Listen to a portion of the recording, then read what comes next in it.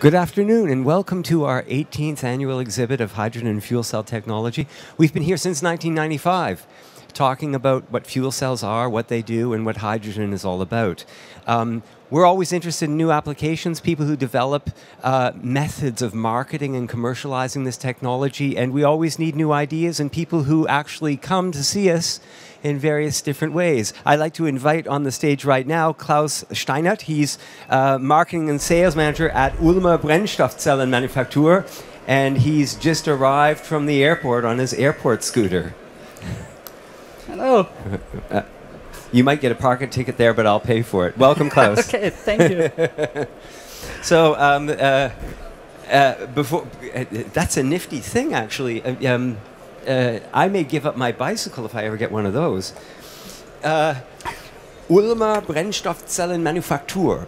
Yes. Yeah, could you tell us a little bit about the company, what you guys do there, and where you're located?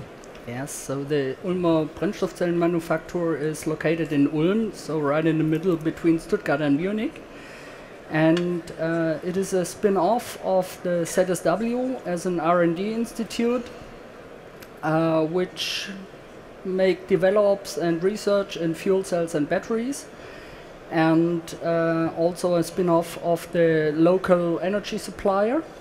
And the focus on the Ulmer fuel cell manufactory is make fuel cells available. So we were founded in 2004, and at that time we had no possibility to buy fuel cells somewhere, and therefore we said, okay, we can do it for ourselves.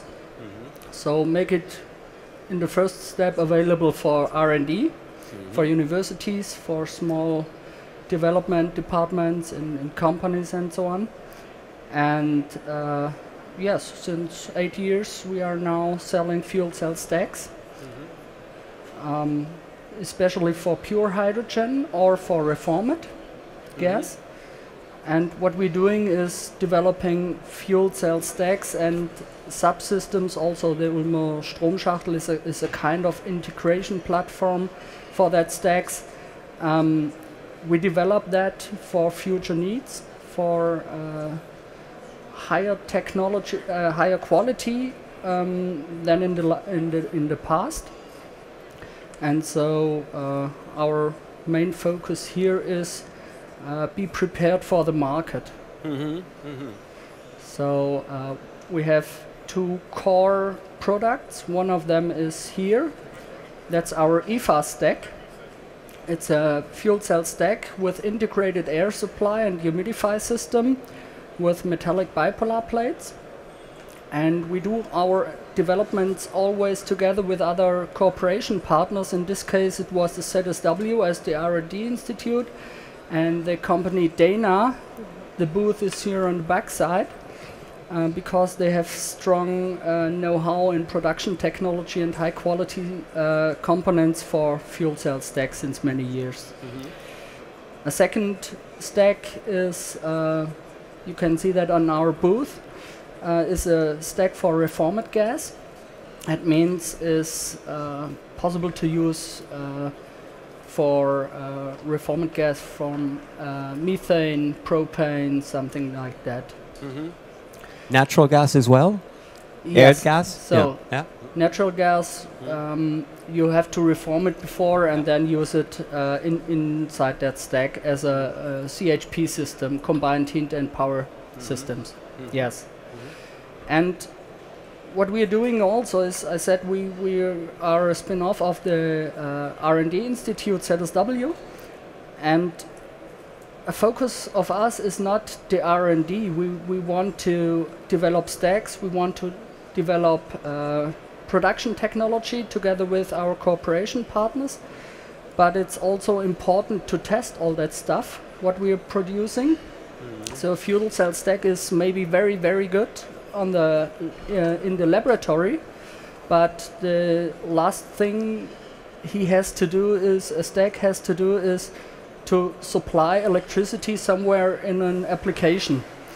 And therefore we have developed a very easy and simple integration platform where we can combine different functional modules and yes, Sorry. It is possible with that modular system to produce prototypes, fuel cell prototypes, adapted to some applications very easy and very quick. And the goal is here in that case to have a integration platform to make prototypes much cheaper than in the past. I believe we have a picture actually. Yes. The first slide is of, now I'm quoting the German title that you gave it, Stromschachtel. Yes. So it's like the electric box. Yes. But in fact, it's a very variable electric box with a lot of different things that you can plug in to it. So could you describe the Stromschachtel, your electric box? Yes, it's a modular system. And as you can see over there, you have a few components to create a complete fuel cell system. So the stack itself is just one part, but you have to add some cooling modules, some power electronic modules, a control unit for the complete system. And then you have to adapt this modules to the application. That means what do you have, what is the peak power, what is the average power, do you have an existing lead acid battery or lithium ion batteries, and so on and so on.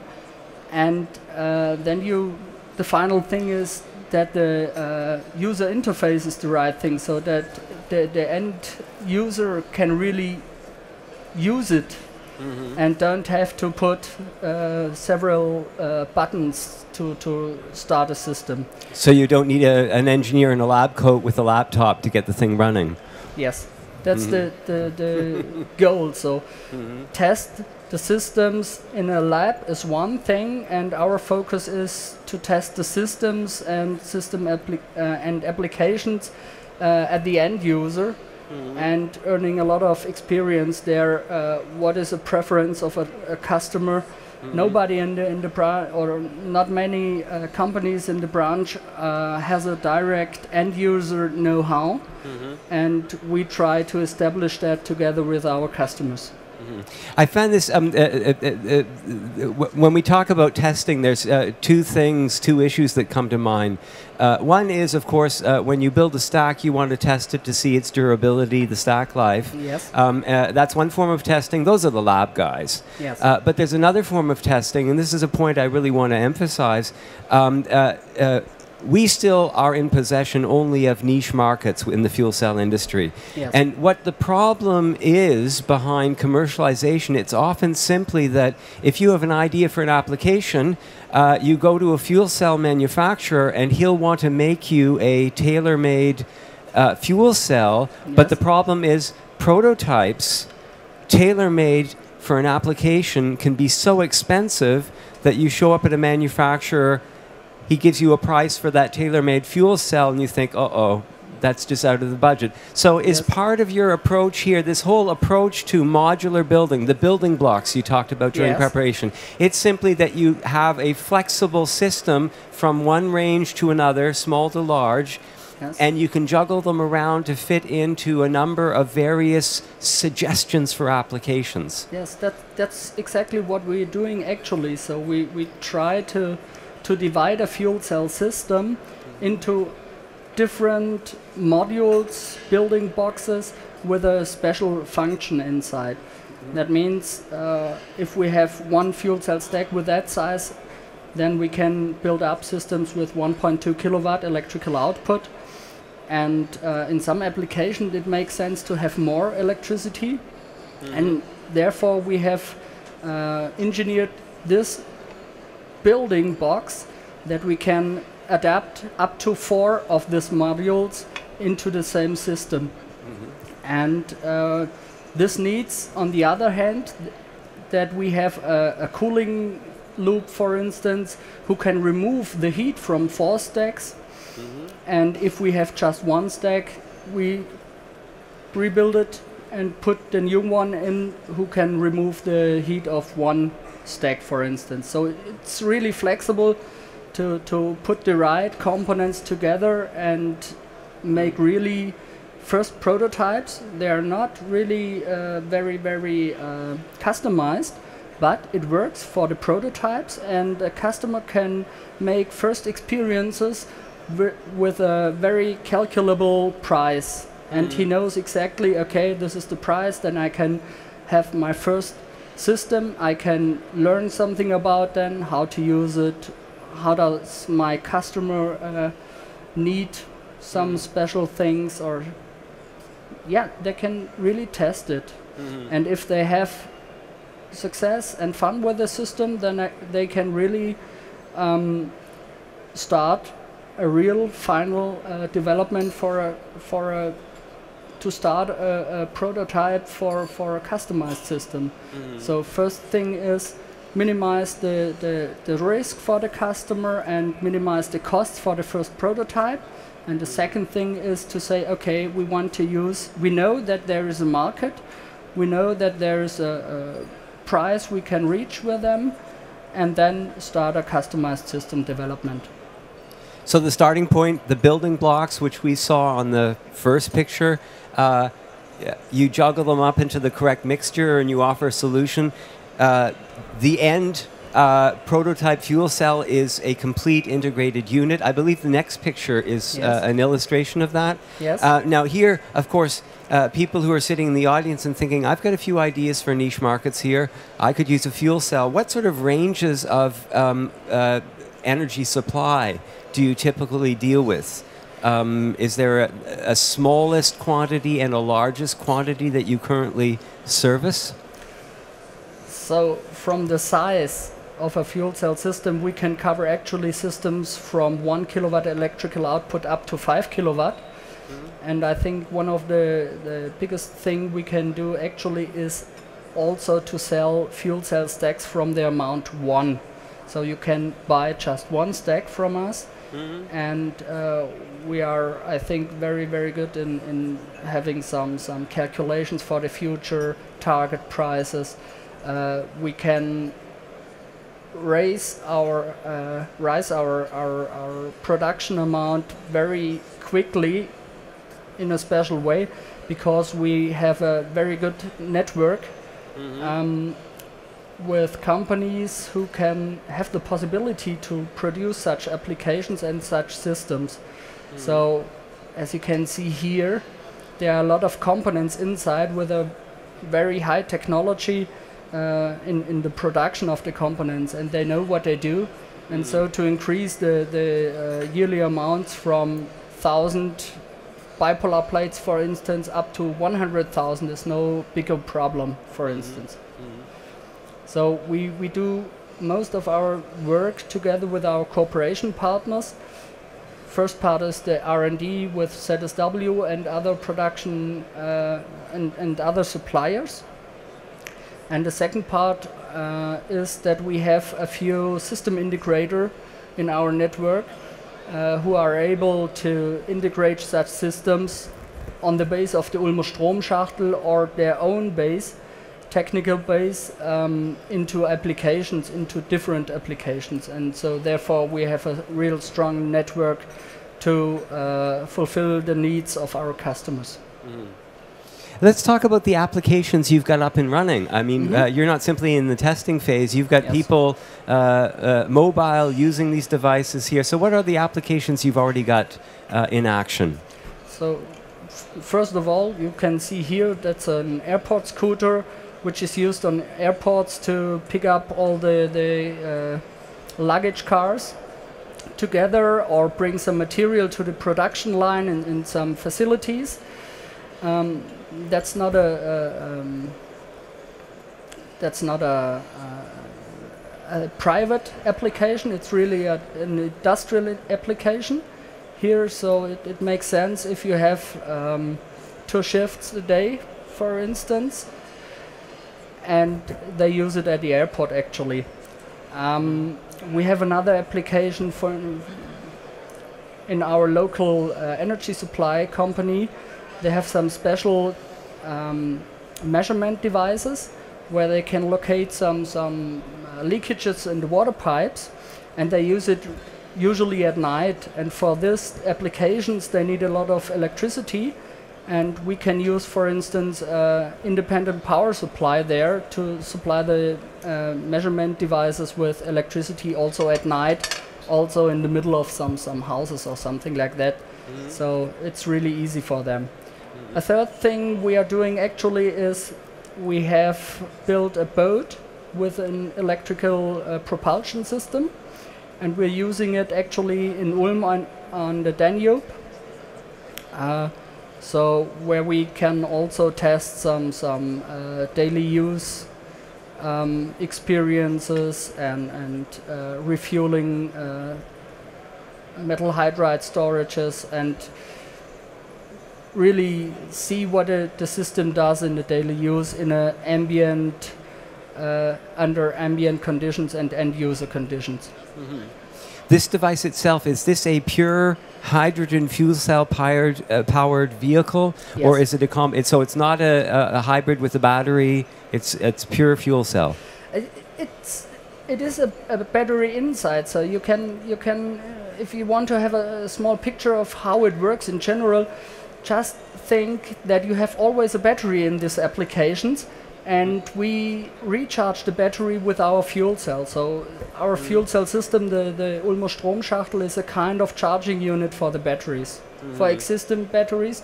That makes it also very easy to connect it to existing applications, because most of the existing electrical applications have some batteries, and we just recharge the batteries. I've heard again and again that hybrids are so underestimated because we, at the fuel cell industry, we like to be purists. The pure fuel cell.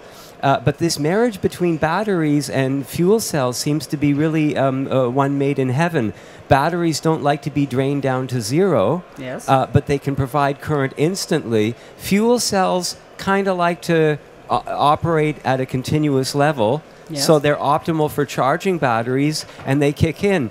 But if you wanted to have a day's use of this vehicle, if you use conventional batteries alone, you'd have to have 3 sets of batteries perhaps. Yes. If you combine the fuel cell with the batteries, you've got a device that's good for a whole day. Yes. And now here's the question: how long does it take to fill up the batteries, and how long does it take to fill up the fuel cell? What is if you tank up a fuel cell, Yes. how long does that take? Less than 1 minute. Yeah. So if you have a filling station for that thing, there's a standard adapter which is used in each other hydrogen application. Also, it's the same thing then you use at the Daimler B-Class. So it's really a standard connector, and you can refill here 200 bars hydrogen storage within 30 seconds, something like that. And the use of the connector is the same. Yeah, it's the same thing as you have it on a natural gas vehicle, for instance. It's really the same stuff. That is such an important point, because that is, in a word, why these niche applications are so successful. I mean, there are fleets of forklift trucks that are simply financially a payback, because you do not need 3 sets of batteries if you're operating a 24-hour shift that take 8 hours to charge up. You just need one vehicle and about a minute every once in a while when the tank is empty. Yes. So what is your next goal? The next goal is to build a few other applications with our Ulmer Stromschachtel and our stack here. And this is independent power supply, uninterruptible power supply, and some small electric vehicle.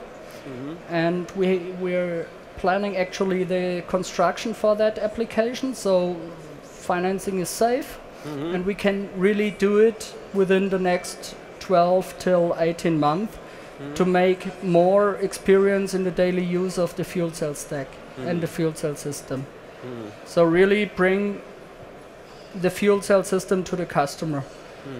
Learn a lot of them and try to increase the amounts of our fuel cell stacks to decrease the prices. So the first goal here actually is to make prototypes affordable for everybody and calculable for everybody, And the next step is using the same components in different applications and add the amounts of the selling stacks. And with this whole amount of stacks, we hope that we can create a cost decrease of the stack material and components here. Well, you've heard it from Klaus Steinhart himself. He's looking for people who have ideas for applications. The modular system offers the best way to an inexpensive prototype to get that technology tested and onto the market. Klaus Steinhart, Marketing and Sales at Ulmer Brennstoffzellen Manufaktur. It's been a pleasure talking to you. Hope to see you back here next year. Thank you very much. Thank you. Yeah. And enjoy the ride. I wish I had one of those. Up next on the stage in about 30 seconds is my colleague with Marijke Rijelt, Executive Director of European Hydrogen Association, and they'll be talking about local projects using hydrogen in energy storage, a very important issue. Stay tuned. We'll be back in a minute.